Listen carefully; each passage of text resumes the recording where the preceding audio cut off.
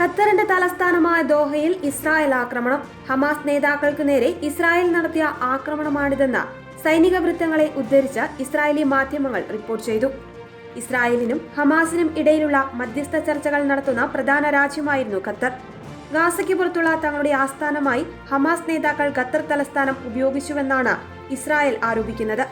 ഹമാസിന്റെ ഉന്നത നേതൃത്വത്തെ ലക്ഷ്യമിട്ട് ആക്രമണം നടത്തിയെന്ന് ഇസ്രായേൽ പ്രതിരോധ സേന പ്രസ്താവനയിലൂടെ അറിയിച്ചു. ഗാസയ്ക്ക് പുറത്താണ് IDF-ഉം ISA-യും ഹമാസ് ഭീകര സംഘടനകളുടെ ഉന്നത നേതൃത്വത്തെ ലക്ഷ്യമിട്ട് കൃത്യമായ ആക്രമണം നടത്തി.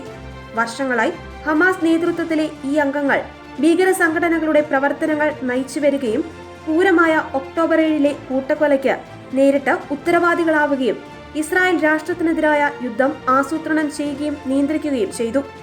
ആക്രമണത്തിന് മുമ്പ് കൃത്യതയുള്ള ആയുധങ്ങൾ ഉപയോഗിക്കുന്നതും കൂടുതൽ രഹസ്യാന്വേഷണ വിവരങ്ങൾ ശേഖരിക്കുന്നതും ഉൾപ്പെടെ സാധാരണക്കാർക്ക് സംഭവിക്കാവുന്ന നാശനഷ്ടങ്ങൾ ലഘൂകരിക്കുന്നതിനുള്ള നടപടികൾ സ്വീകരിച്ചിരുന്നതായും ഇസ്രായേൽ പ്രതിരോധ സേന പ്രസ്താവനയിലൂടെ അറിയിച്ചു. ഇസ്രായേൽ വ്യോമാക്രമണം നടത്തുമ്പോൾ ഹമാസിന്റെ ഉന്നത നേതാക്കൾ എല്ലാവരും തന്നെ ദോഹയിൽ ഉണ്ടായിരുന്നുവെന്നാണ് മാധ്യമങ്ങൾ റിപ്പോർട്ട് ചെയ്യുന്നത്.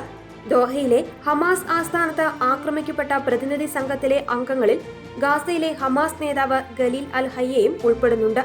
വെസ്റ്റ് ബാങ്കിൽ ഹമാസിനെ നയിക്കുന്ന സഹർ ജബാരിൻ, ഹമാസിന്റെ ഷൂറ കൗൺസിൽ തലവൻ മുഹമ്മദ് ദർവിഷ്, വിദേശത്ത് ഹമാസിന്റെ തലവൻ ഖാലിദ് മഷാൽ എന്നിവരും ആക്രമണ സമയത്ത് ആസ്ഥാനത്ത് ഉണ്ടായിരുന്നതായാണ് പുറത്തുവരുന്ന റിപ്പോർട്ടുകൾ.